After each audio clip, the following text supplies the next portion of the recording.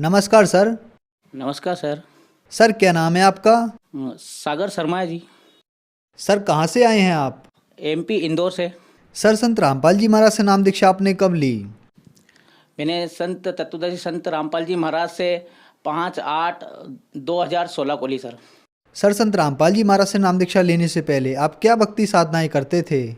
हाँ जी, संत रामपाल जी महाराज से नाम दीक्षा लेने से पहले मैंने बहुत सारी भक्तियाँ की। गणेश जी की पूजा करना, देवी देवता की पूजा करना, भैरू महाराज पूजना, ये सारी पूजाएँ करते थे। इसके बाद में हमारे जो दादाजी थे वो राधा स्वामी संत व्यास से जुड़े हुए थे और 1980 से राधा स्वामी डेरा व्यास में उनके साथ जाता था और छोटा सा होने के कारण दादाजी के साथ जाता था, वहाँ की सेवा भी करते थे। तो हमारे अंदर भी ऐसा भाव आए, क्योंकि बचपन से हमारे दादाजी के साथ में हम जाया करते थे कि यार हमको भी भक्ति करना चाहिए, तो हम भी लाइन में लगे। तो वहाँ पे एक नियम है कि 18 साल से कम उम्र वाले को है जो नाम नहीं दिया जाता, क्यों उनको भक्ति करने का अधिकार नहीं है क्या? मैं राधा स्वामी वाले से पूछता हूँ कि 18 साल से पहले अगर उसकी मृत्यु हो जाए तो क्या हाल होगा? वो तो गया विचार, उसका तो जीवन खराब हो गया ना। ये सारी चीज़ें सर जी हमारे दिमाग में थी। तो इसके बाद में हमको नाम नहीं दिया गया, लाइन से बाहर निकाल दिया गया। इस बीच में है जो हमारे घर वाले परिवार वालों ने हमारी शादी कर दी। शादी करने के बाद में साहब हम दूसरी क्रियाओं में उलझ गए, जा नहीं पाए। एक दिन ख्याल आया कि ऐसा तो हो ही नहीं सकता यार कि अपने को परमात्मा की भक्ति तो करनी है। तो हमने साहब शादी होने के बाद पूरे परिवार सहित राधा स्वामी सत्संग ब्यास में आया और मेरे जो वहाँ पे गांव पे घर था हाट पिपलिया में, तो सर वो मैंने घर जो मात्र 25,000 में बेच दिया, क्योंकि मेरे को तो सिर्फ परमात्मा से मतलब था और परमात्मा की ही चाहत थी। और उस चक्कर में मैंने सर 25,000 में जो घर बेचा, राधा स्वामी सत्संग सेवा में वो 20,000 रुपये डाल दिए और 5,000 रुपये मेरे खर्चे के लिए रख लिए थे। ऐसे सेवा करता रहा भगत जी, लेकिन एक दूसरे के ऊपर उनने बुराई करके वहाँ की सेवा से मेरे को वहाँ से निकालने की कोशिश की और मेरे को वहाँ से उनने सेवा से थोड़े दिन बाद 2 साल 3 साल मैंने सेवा करी।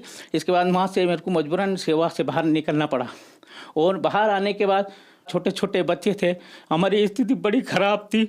सर जी हम कहाँ जाएं, हमको कुछ समझ में नहीं आता था। और घर वाले कहते थे कि राधा स्वामी में चल गया, गांव भी नहीं जा सकते, घर भी बिक गया। अब इस स्थिति में हमारी बड़ी ख़राब स्थिति थी। हम राधा स्वामी में परमात्मा के लिए गए थे, ना तो हमको परमात्मा मिला और ना ही हमको हमारा घर भी चला गया, घर भी नहीं मिला। इस चक्कर में हम छोटे छोटे बच्चे को लेके कहाँ पे जाएं सर जी। फिर बड़ी दुर्बलता हमारे सामने थी। फिर एक किसी से बात करा, उसने कोई ठेकेदार था। फिर हमारे 2 ही जने ने मैं और मेरे पत्नी, हम दोनों ने गड्ढे भी खोदे और उसके बाद में मेरी पत्नी को बोल दिया आप तो घर रहो, मैं ही कर लूँगा। तो मैंने सब जुड़ाई प्लास्टर का वहाँ काम करा, उससे मेरा घर का थोड़ा थोड़ा खर्चा चलने लगा। और इस बीच में सब मेरे अंदर से जो परमात्मा से मिलने की जो प्रेरणा थी वो जो परमात्मा से मिलने का जो मेरे अंदर वो प्रेम था भगत जी, वो प्रेम सब खत्म हो गया। क्योंकि मेरे साथ वहाँ के जो भी है सेवादारों ने अच्छा व्यवहार नहीं किया। वहाँ के जो सेक्रेटरी साहब बहुत अच्छे हैं, वो बुरे नहीं हैं, लेकिन कहते हैं कि सत का संग, वहाँ कोई सत का संग नहीं है। और इसमें मेरी सारी सब भक्ति तो गई साहब, उसका नाश हो गया और मेरे भूत उतर गया भक्ति का। इसके बाद में भगत जी क्या हुआ कि मैं किसी देवी देवता को नहीं मानता था। अगर कोई राम राम और कुछ भगवान का नाम लेता तो मैं गाली बकता था कि चल हट, कोई भगवान हुआ नहीं संसार में, भगवान होता तो मेरी रक्षा करता, मेरे बच्चों की रक्षा करता। तो इस बीच में भगत जी मेरे वो सारी चीज़ उतर गई। फिर एक दिन सोचा कि नहीं यार कुछ तो है, परमात्मा है, अगर परमात्मा नहीं होते तो हम आज इस संसार में नहीं होते। तो भगत जी इसके बाद में हमने सभी देवता को सामने रखा कि रामचंद्र जी को है, यो कृष्ण को है, ये सभी देवी देवता को हमने सामने रखा। सामने रखने के बाद हमने निर्णय करा कि सबसे बड़ा देवता शंकर भगवान है, शिव शंकर है। तो शिव शंकर का हमने ओम नमः शिवाय का जाप करा, थोड़े दिन ओम नमः शिवाय का जाप करा। फिर हमारे इंदौर में हम भगतमती ने बोला कि चलो हम लोग आज घूमने चलते हैं। तो हम संडे के दिन हमारे इंदौर में खजराना गाँव है, खजराने में महाकाली का मंदिर है, हम दर्शन करने गए। बोले गणपति जी का दर्शन करा, फिर महाकाली जी का दर्शन करने गया। जब काली जी का दर्शन करने गए तो हमने देखा कि वहाँ पर काली माँ के है, जो काली माँ है बहुत बड़ी मूर्ति थी और काली माँ के पैर के नीचे वो शंकर जी सोया। तो मन की जिसकी अपन पूजा कर रहे हैं, जिसको महेश्वर, महामहेश्वर, अनिवानासी और निराकार जिसको मानते हैं, जिसका आकार नहीं है, और वो तो ये माता जी के चरणों में पड़ा। तो माता जी बड़ी की ये बड़ा है। तो इसमें हमारा थोड़ा टेंशन हुआ। तो हमने किया चलो होगा। वहाँ से आए घर पे, फिर एक 2-4 से बात करी तो एक ने बोला कि यार पास के गांव में एक बहुत अच्छी माता जी आती है, बोले आप उनके पास चलो और आपकी शंका का पूरा समाधान हो जाएगा। तो वहाँ गए तो माता जी से आई, किसी को शरीर में आई माता जी, उससे बात करी। तो माता जी इनकी बेटा इधर आ। अब मैं गया, सामने खड़ा हुआ, बोले बेटा मेरे से क्यों नाराज़ है? मन की माँ आपसे नाराज़ नहीं हूँ मैं तो मेरी ज़िंदगी से नाराज़ हूँ, मेरे जो अंदर मेरे भाव है उससे नाराज़ हूँ, मेरे ना जाने मेरे साथ क्या क्या हो रहा है। तो बोले घबराए मैं बेटा, किसी रोज़ मैं तेरे घर आऊँगी, ऐसा देवी ने बोला। अब थोड़े दिन बाद में उसका फ़ोन आया, जिसके बाद माता जी आती थी, बेटा बोले मेरे साथ नहाने चल रहे हो पंडित जी? मन की हाँ चलूँगा। तो उसके साथ नहाने गए तो वो उसने मेरे ऊपर माता जी चढ़ा दी। अब माता जी चढ़ा दी बड़ी जोर से, हम मोहित थर काँपने लग गए और ऐसे, और मेरे शरीर में माता जी आने लग गई। जब माता जी आती थी धीरे धीरे हम संत बन गए, पूजा पाठ करते थे, यहाँ तक कि दाढ़ी उडी बड़ी थी, बाल थे, और उनकी पूजा करना चालू कर दी। अब पूजा करते करते भगत जी सभी आते थे, सबका दुख दूर होता था। किसी का गाय ढोर चोरी हो जाता तो वहीं बैठे बैठे हम बता देते थे हाथ से करके कि जा तेरी गाय वहाँ खड़ी है, वहाँ लेके आ जा। तो वो बंदा जाता था तो उसकी गाय लेके आ जाता था, और किसी के सिर पर हाथ धरते थे तो उसकी जो जितना दुख था, बुखार होती या कोई जो वो दुख दूर हो जाता बहुत सारी। तो इस चक्कर में हमारे यहाँ लाइनें लगने लग गई। तो शाम को माता जी आती तो बैठक करते थे, और यहाँ तक कि लोगों का पानी तक बताते थे, ज़मीन में 1-1 इंच बता देते थे कि इतनी दूर पे पानी इतना पे लगाना। इसी बीच में हमारे 2-2, 3-3, 4-4 भगत भी हो गए थे, सब संभाल करते थे। माता जी बहुत भयंकर आती थी और सबका काम करती थी। इसी बीच में हमने गोद भराने वाला है, जिसको बच्चे नहीं होते थे, तो जिसको 30-30, 35-35 साल हो गए और शादी के, और उसको बच्चा तक नहीं हुआ, तो हमने गोद भर के, और मैंने क्या हो तो वो जो भी आती थी माता जी आती थी, क्या मालूम क्या था, वो भरती थी, उनने गोद भरी और उसको बच्चा भी हुआ। आज भगत जी मैंने कम से कम 15 गोद भरी माता जी के नाम से। आज उनकी 15 ही बच्चे खेल रहे हैं। देखिए मेरा ये फोटो है, जो पहले मैं संत था और लोगों की समस्या का समाधान करता था और सबको आशीर्वाद दे के जो भी उनके दुख दर्द दूर करता था। ये देख सकते हैं आप पे मेरे पुराने वाले फ़ोटो हैं। ये देखिए मेरे पुराने वाले फ़ोटो है, जो मैं संत था पहले, और जो मेरे को माता जी आती थी, ये जो माता जी के फ़ोटो हैं। ये देखिए, ये ज़बान काटती थी, सारा काम था। सर फिर आप संत रामपाल जी महाराज की शरण में कैसे आए? सर जी ऐसा है, संत तो बन गया था, लेकिन फिर भी कहीं न कहीं हमको परमात्मा की चाहत थी, अंदर से आत्मा परमात्मा में लगी हुई थी। क्योंकि परमात्मा पाने के लिए तो हमने वो शंकर भगवान की भक्ति की थी, शंकर भगवान की भक्ति फिर वो माता जी की थी, और माता जी की भक्ति करते करते और फिर हमको लगा कि अब तो क्या करें, कि कहीं न कहीं तो परमात्मा है। फिर इस बीच में हम गरबा भी करवाते थे, और गरबा कराने के लिए हमको एक मेमोरी कार्ड भरा के लाया, जिसमें से हमको 12-13 गरबी भरवा के लानी थी। उसमें से 9 गरबी सिलेक्ट करनी थी। तो मैं और हमारी जो धर्मपत्नी है, हम दोनों मिलकर सिलेक्ट करते थे। तो उसमें हम एक गरबी हम चला के देखते थे मोबाइल के अंदर। तो इसी बीच में संत रामपाल जी महाराज जी का बीच में सत्संग आ गया। तो और सत्संग भी था वो, जो उनने बताया कि राधा स्वामी व्यास जी का सत्संग था, जिसमें सार वचन राधा स्वामी एक किताब ही संत रामपाल जी महाराज जी ने वो किताब खोल के बताई। उसके अंदर उन्हें बताया कि स्वामी जी महाराज है, जो आगरा के सेठ शिव दयाल जी थे, इनको प्यार से सब लोग स्वामी जी महाराज कहते थे, और इनकी पत्नी का नाम था राधा। तो हमारा दिमाग की घंटी बज गई, अरे बाप ये क्या हुआ, ये तो राधा स्वामी नाम ऐसे धरा, और वहाँ बताते कि राधा आने आत्मा और इसका पति वो परमात्मा है। और यहाँ किताब के अंदर लिखा, उनकी खुद की किताब में, सेठ शिव दयाल को स्वामी जी महाराज कह रहे हैं, और इनकी पत्नी का नाम राधा है, तो इसे राधा स्वामी नाम पड़ा।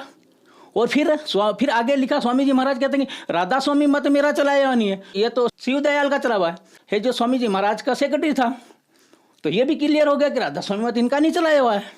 फिर हमारे संत रामपाल जी महाराज जी ने बताया, इनके जो सेवा में एक इनकी बहन थी बुक्की, वो बुक्की है जो इनके बिस्तर करती थी, इनके जो कपड़े उपड़े साफ करती थी, और इनकी जो हुक्का भरती थी। स्वामी जी महाराज को हुक्का पीने की आदत थी, तो हुक्का पीते थे, और हुक्का पीने की आदत थी, हुक्का पीते थे, और तो वो उनका इंतकाल हो गया। इसके बाद में वो जो स्वामी जी महाराज जो बुक्की के शरीर में आने लग गए, वो सारी इनकी समस्या जो है जो हल करती थी, वो बताते थे स्वामी जी महाराज शरीर में आने जो भी समस्या थी हल करती थी, सबको आशीर्वाद देती थी। और फिर संत रामपाल जी महाराज जी ने बोला कि जो शरीर में आए वो भूत। हमको एकदम करंट सा लगा कि अरे बाप रे, ये कह रहे कि जो शरीर में आए वो भूत, और स्वामी जी महाराज वो भूत थे और इन्होंने को मेरे दादाजी उदाजी को भूत की भक्ति करवा दी। फिर संत रामपाल जी महाराज ने फिर गीता जी भागवत जी में फिर खोल के बताया। गीता जी अध्याय नंबर 9 के पृष्ठ 25 पे स्पष्ट लिखा है कि जो भूत की भक्ति करेगा भूत को प्राप्त होगा, वो देवी देवता को पूजेगा वो देवी देवता को प्राप्त होगा, और पितृ को पूजेगा वो पितृ को प्राप्त होगा। अब हमको तो डर जैसा लग गया कि इतने दिन तक अपन ने तो भूत की भक्ति करी, जो शरीर में आती थी ना जाने माता जी है कि भूत थे। हमने हमारी धर्म पत्नी को बोला कि अब हम तो बहुत बुरे फंस गए, कौन है ये देवी है कि भूत है कि प्रीत है। और वो भूत देवी के नाम से घूम रहा था और देवी के नाम से सारा काम कर रहा था। अब वो माता जी के नाम से भूत घूम रहा था मेरे शरीर के अंदर। फिर हमने देखा कि यार ये आखिर सत्संग कर कौन रहा है, हमको नहीं मालूम था कि सत्संग किसका है। फिर हमने उसको रिपीट करके चलाया, 3 बार चलाया, 4 बार चलाया, जब पता चला कि संत रामपाल जी महाराज ये सत्संग कर रहे हैं। क्योंकि उनके बीच बीच में सत्संगों में उनके जो अनुयायी हैं बीच बीच में संत रामपाल जी महाराज की जय बोलते, तो हमको लगा कि ये संत रामपाल जी महाराज जी है। फिर हम जैसे तैसे 2-4 जने से पूछा कि भाई संत रामपाल जी महाराज के बारे में जानते हो? तो वो लोग बोलते हैं अरे तू पंडित जी आप किसके चक्कर में पड़ गए, वो लोग तो जेल के अंदर बंद है और उनके साथ ऐसे ऐसे झूठे आरोप लगे हुए हैं। हरियाणा सरकार ने उनको जेल के अंदर बंद कर रखा है। मैंने कहा यार, फिर मेरे को झटका लगा कि यार जिसकी मिला भी तो वो भी इतना अच्छा जो सत्संग करता है वो भी मिला तो वो भी जेल के अंदर। थोड़ा विश्वास कम हुआ। इसके बाद फिर मैंने चाय पत्ती बेचने गया हाट पिपलिया, हमारा हाट पिपलिया गाँव पे। फिर मेरे को अच्छी प्यास लगी जोर से, तो क्या करें कहाँ पानी पीने जाए। हम उनके यहाँ गए, जो संजू है हमारे संजू दास जी है उनके पिताजी। तो मैं गया तो वहाँ जाके बैठा टेबल के ऊपर उनके यहाँ, उन्हें कुर्सी पे बैठे हुए थे। वो बोले आइए महात्मा जी आइए। उन्हें कुर्सी छोड़ के एक तरफ हो गए। जिसने हमको पढ़ाई की शिक्षा बताई है वो सर उठ के खड़े हो गए। तो मैंने विनती करी सर हम इस जगह पे नहीं बैठ सकते। बोले क्यों महात्मा जी, सर इस कुर्सी में क्या है? हम कुर्सी में नहीं है, वो हमारे में है। बोले आप तो बैठिए। उन्हें बैठाया, फिर बैठाया, बैठने के बाद में हम बैठे वहाँ, और फिर वहाँ हमने बैठे बैठे देखा कि वहाँ सामने संत रामपाल जी महाराज जी का वो फोटो दिख गया हमको। सर जी जो परमात्मा का फोटो देखा हमने संत रामपाल जी महाराज जी का, तो हमारे अंदर से वो डर था सर जी वो बिल्कुल उतर गया कि अब हम सही जगह आए और अब हमको परमात्मा मिल जाएंगे। फिर हमने सर जी से पूछा कि सर जी इनके बारे में आप बताइए। तो वो हमको ज्ञान गंगा पुस्तक खोल के बैठ गए। तो फिर उनका लड़का है जो संजू भगत जी है मेरे पास हाथ बैठे, और उनने ज्ञान गंगा जो खोल के दिखाई। ज्ञान गंगा में पृष्ठ नंबर 20 पर सृष्टि रचना बताई उनने कि ब्रह्मा विष्णु कौन है, कि कौन ब्रह्मा है कौन विष्णु है, उनकी स्थिति बताई कि स्थिति क्या है संसार में और ये क्या है, और पूर्ण परमात्मा कौन है, और सारी चीज़ें उनने बताई। तो हमने सृष्टि रचना देखकर हमारे दिमाग की घंटी बज गई कि वास्तव में परमात्मा तो ये है जो कबीर साहेब ही है। फिर हमको वो संजू भगत जी है जो हमको संत रामपाल जी महाराज का आश्रम जिला इंदौर मध्य प्रदेश में है, और वहाँ पे वो हमको नामदान के लिए ले गए।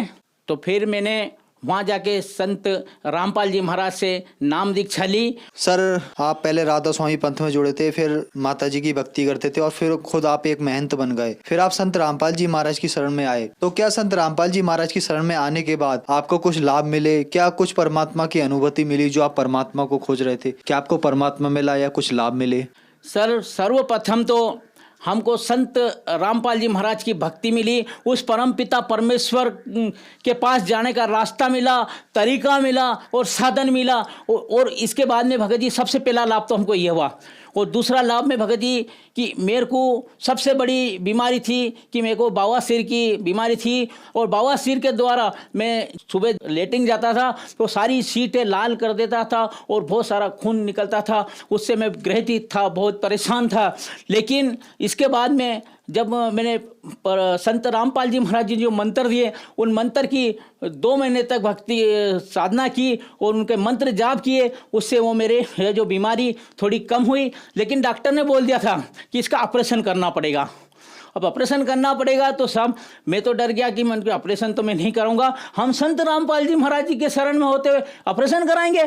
फिर एक दिन साहब में ज़्यादा जी बीमारी हो गई, तो इतना बड़ा जो फोम का गद्दा आता है, वो गद्दे ऊपर बाहर बैठा था। तो हमारे भगत जी आए, वहाँ बैठा, भगत जी क्या हाल हो गया? मन की भगत जी ये हाल हो रहा है और हम ये तकलीफ है। तो अपन बोले ठीक है भगत जी। फिर जब तक दूसरी माया इन के पास के गाँव में है जो कोई दवाई देता है, वहाँ से दवाई लेके आ जाओ।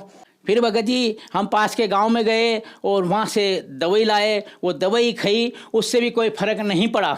फिर फर्क नहीं पड़ा, इसके बाद हम हमारे संत रामपाल जी महाराज जी से हमने प्रार्थना की कि हे परमेश्वर, हे दाता, हे कबीर साहब जी के अवतार, आप भी हमारे सब कुछ हो, आप भी हमारे डॉक्टर हो, आप भी हमारे सब कुछ हो। आपके होते हुए और दास को ये बीमारी हो जाए, आप तो अच्छे अच्छे के कैंसर साफ करे, अच्छे अच्छे की बीमारियां साफ करी, यहाँ तक कि पेट के अंदर गठाने थी वो भी आपने गड़ा दी। तो ये दास की तो छोटी सी बीमारी, आप नहीं परमात्मा, आप इसको बीमारी को सही नहीं कर सकते।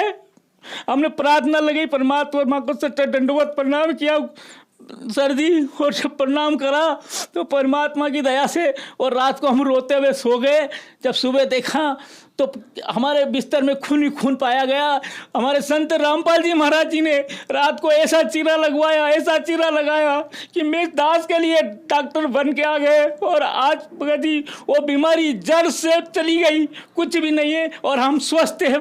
और तीसरा लाभ, सांस की बीमारी। एक दिन सांस की बीमारी होते हुए, अभी गर्मी की बात है, तो गर्मी में मेरे को ज़्यादा सांस हो गया था, ये पीठ दुखने लगी, छाती दुखने लग गई और सारा, तो हमारे में ज़्यादा ब्लड प्रेशर बढ़ गया, 280 ब्लड प्रेशर बढ़ गया। और मेरी हमारी आंख मीचाने लगी। हमारे परिवार वाले गाड़ी में पटक कर और फिर ले गए, हॉस्पिटल ले गए। डॉक्टर साहब ने बोला कि अगर 5 मिनट नहीं लाते तो बोले इनको अटैक में चले जाते और इनको आपको भर्ती करना पड़ेगा, यहाँ आज रात रुकना पड़ेगा, इनको भर्ती करना पड़ेगा।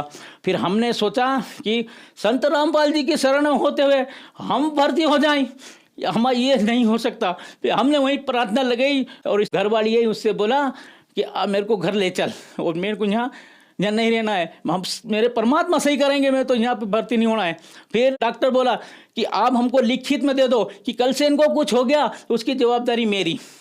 तो भगत जी हमारे घर वाले ने, बच्चे ने, हमारे बेटे ने और मेरी घर वाली ने, दो ने साइन करा पेपर पे। जब जाकर उन्हें छुट्टी दी, हम घर गए और उन्हें 2 गोली दी थी और एक इंजेक्शन दिया था कि जब जरूरत लगे 2 गोली खाना और मार्केट से लेके आना, और आपको जब तक जिंदगी भर खाना पड़ेगा, नहीं तो ब्लड प्रेशर आके आपको हार्ट अटैक हो सकता है।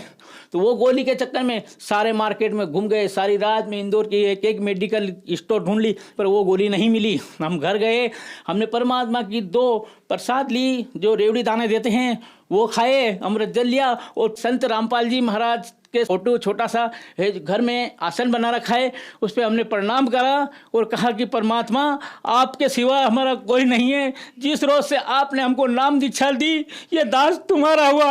हमने प्रणाम करा, थोड़ी देर बाद में हमारा ब्लड प्रेशर कम हो गया। और भगत जी आज तक खूब मैं चिड़ाव भी चढ़ता हूँ, सब करता हूँ और खूब मोटरसाइकिल भी चलाता हूँ, लेकिन आज तक ना तो ब्लड प्रेशर बढ़ा ना कुछ भी नहीं हुआ। भगत जी डॉक्टर ने बोला था कि चाय पीना मत, नहीं तो मर जाओगे, चाय सबसे बड़ा तुम्हारा दुश्मन है। लेकिन हम जब भी हमारे संत रामपाल जी महाराज के आश्रम में जाते हैं 4-4 गिलास भर के पीते हैं और खूब मस्त रहते हैं। और हमारे संत रामपाल जी महाराज जी ने हमको वो प्रेरणा दिए, वो दवाई दिए, जो आज तक वो दवाई बीमारी का जग खा गई और हम बिल्कुल स्वस्थ हैं, अभी आपके सामने खड़े में हैं। और जो डॉक्टर ने जो गोली 2 बताई थी वो आज तक भी नहीं खाता हूं मैं, और वो जो इंजेक्शन दिया था वो आज भी इंजेक्शन मेरे पास रखा हुआ है और उन्हें कि ये लगाना, लेकिन वो इंजेक्शन की भी जरूरत नहीं पड़ी और ना तो गोली की जरूरत पड़ी। और दास संतनाथ है संत रामपाल जी की दया से। और भगत जी क्या सुनाऊं हमारे संत रामपाल जी महाराज के बारे में, उन्हें ऐसे ऐसे लाभ किए। दास का छोटा सा घर था, आगे मंदिर था और हम पूजा पाठ भी करते थे और पीछे हम छोटे से कमरे में रहते थे। लेकिन आज संत रामपाल जी महाराज की शरण में आने के बाद हमको 3 मंजिल मकान बना हुआ है और सामने है जो आज 12-13 लाख में हमने प्लाट लिया है और उस पर भी मकान का काम चल रहा है। और आज दास के यहाँ 2 गाड़ी है और बच्चा है जो गैरेज का काम करता है। पहले इतना काम नहीं चलता था, माता जी के पास रोज कहता था माता जी आज मेरे पास गाड़ी नहीं है, घर का खर्चा कैसे चलेगा। लेकिन संत रामपाल जी महाराज जी के शरण में आने से आज 12-12, 13-13 गाड़ी हमारे घर के सामने खड़ी रहती है। इतना उसका धंधा चलता है, इतना परमात्मा की दया है जो आज मौज कर रखा है। परमात्मा ने हम लोगों पर बहुत दया कर रखी है। और इस क्या सुना उनके और भी बहुत से लाभ परमात्मा ने दिए। हमारी पत्नी को जब रोहतक भंडारा था तो बीमार थी, पीलिया था, सारा चीज थी। भगत जी ये दास तो 10 दिन पहले ही परमात्मा की सेवा पे चला गया था। उन्हें वहाँ से फ़ोन लगाया कि मेरी बहुत तबीयत खराब है और मैं परमात्मा की शरण में नहीं आ सकती। तो उनने है जो टिकट के पैसे दिए थे मैं दे के गया था भगत लोग को कि ये बस के किराया है, मेरी है जो पत्नी को लेके आना। लेकिन मेरी पत्नी बीमार थी, पीलिया भी था और बुखार बहुत तेज थी, तो उसके कारण वो लोग नहीं ले जाएंगे। बोले आप वहाँ कुछ हो गया तो कौन जवाबदारी लेगा। फिर हमारी भगतमती ने संत रामपाल जी से आराधना लगाई कि हे परमात्मा, आपके होते हुए और मैं भंडारे में नहीं जाऊँ, आपका भंडारा देखने लायक मैं नहीं हूँ क्या? ये दासी ने ऐसा क्या गलती कर दी? तो संत रामपाल जी महाराज शाम को रात में वो कबीर साहिब जी के रूप में सफ़ेद कपड़े में आए और हमारी पत्नी के ऊपर ऐसा हाथ रखा और बिल्कुल सुबह स्वस्थ हो गई और परमात्मा की दया से और वो शरण में चली गई। और हमारी भगतमती को आज शुगर है, 450 शुगर है, लेकिन आज भी बुक सेवा करती है, सबके साथ जाती है, बैग में बुक लेके भगती है और दुकान पे बैठती है, दिन भर परमात्मा की भक्ति करती है और मौज करती है। सर, संत रामपाल जी महाराज ने आपको एक सुखमय जीवन दिया और बहुत सारे सुख दिए। तो जो श्रद्धालु आज आपको देख रहे हैं, आप उन्हें क्या कहना चाहेंगे? सभी अनुयायी से मेरा निवेदन है कि एक बार हमारे संत रामपाल जी के जो अनुयायी आई उनसे पेम्पेट लें, बुक लें, ज्ञान गंगा लें, गीता तेरा ज्ञान अमृत लें और उनको अपने पढ़ें और समझें और अपने शास्त्रों से मिलाएं, अपने गीता जी से मिलाएं, भागवत जी से मिलाएं, पुराण शरीफ से मिलाएं, बाइबल से मिलाएं और गुरु ग्रंथ साहिब से मिलाएं।